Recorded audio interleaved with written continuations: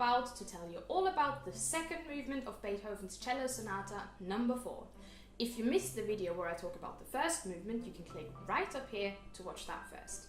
If you fancy listening to the music itself before you hear me rambling all over it, then you can find a link to my own performances of it right down here in the description.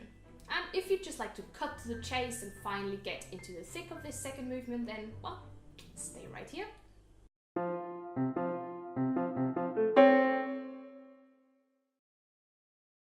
Okay, movement 2, the final one.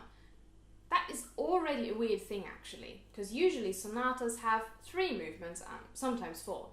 2 is, well, it does fit with what Beethoven was going for. You'll remember that the new style that he was going for in this sonata was very to the point and cutting away anything that could be seen as even slightly unnecessary. So why write 3 movements when you could say everything you wanted to say in just 2? Like the first movement, this one is divided into a short, slow introduction and a fast main part.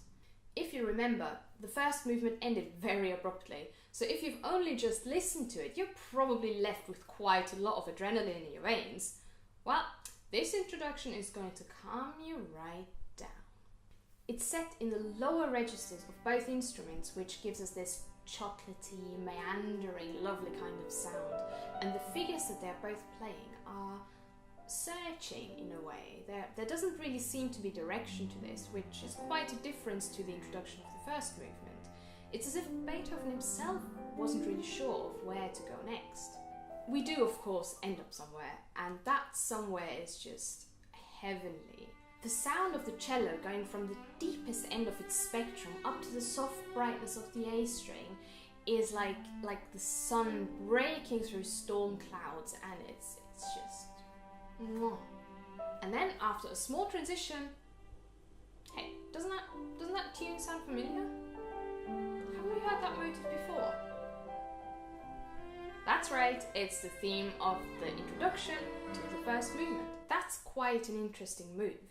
It's not unusual for a composer to reference themes and motifs that already cropped up in a piece, but usually that happens towards the end of a piece, and right now we are still at the beginning of the second movement.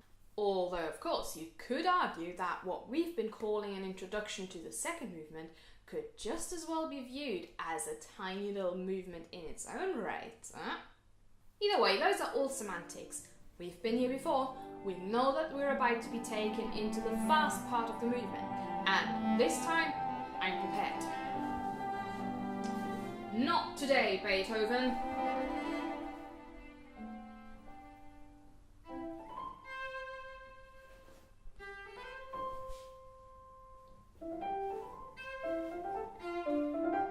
Yep, there it is again.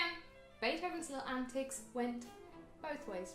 Instead of getting another dramatic and turbulent main part of a movement, we now have something that's very light and playful and full of little flourishes and jokes between the piano and the cello. It's almost as if they're playing a ball game, effortlessly passing musical patterns back and forth between each other.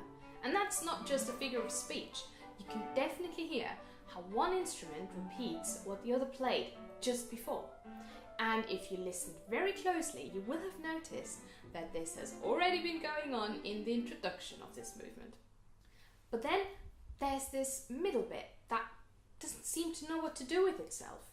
It's just a long note in the cello before both cello and piano ended with a very abrupt figure, as if they're saying, "What was that? What?" And it's such a strange moment because Beethoven just puts one chord after the next, and you can't really tell where it's going to end up.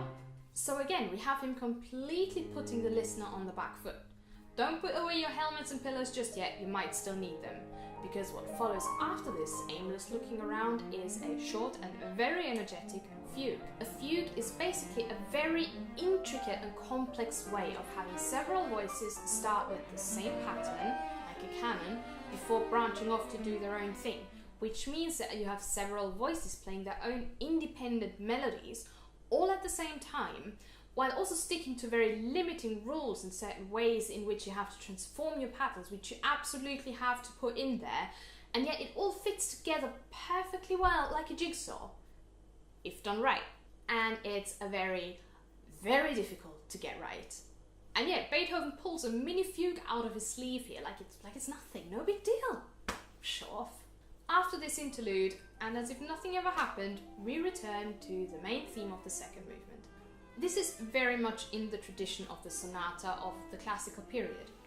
You present your first part of the movement, then in the middle you take components of the first part and play with that and make it into something new. Then you return to the main part and repeat it up to a certain point, where it then branches off and becomes the so-called coda. The coda usually is where it kicks off one last time, and Beethoven certainly didn't disappoint, sending the cello up to fairly unusual heights for the time. We've got scales cascading up and down, it's loud, there's trills, it's a party. But then another typical Beethoven moment of, you thought there was going to be a step here, but there wasn't, so now your stomach is stuck to your lungs. It's quiet, it's quaint, and you think that's it, we've got a very unsuspecting ending. Which is not the norm for the time, but I mean, we've established that Beethoven was...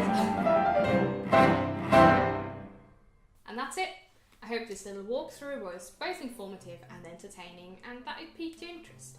If you would like to listen to the entire piece now, you can find links to performances down in the description. I've got another few videos like this in the pipeline, but until then, please do let me know in the comments which piece or which composer would you like me to talk about next. And if you could consider subscribing to this channel, I would really, really appreciate it. Until next time, stay tuned. So why write 3 movements when you could say everything you wanted to say in 2? Don't flip the V's. Either way, those are all semantics. We've been here before. We know that we're and that's not just a figure of speech, because it can definitely blah blah blah, don't talk so fast. A fugue is basically a very intricate and complex way, and I've already forgotten. That sentence is like this long. What was I thinking? Present things from left to right, otherwise it's going to be wrong in the video. I'm learning from my mistakes. First, you present your main part of the movement. Yeah, I'm doing it right.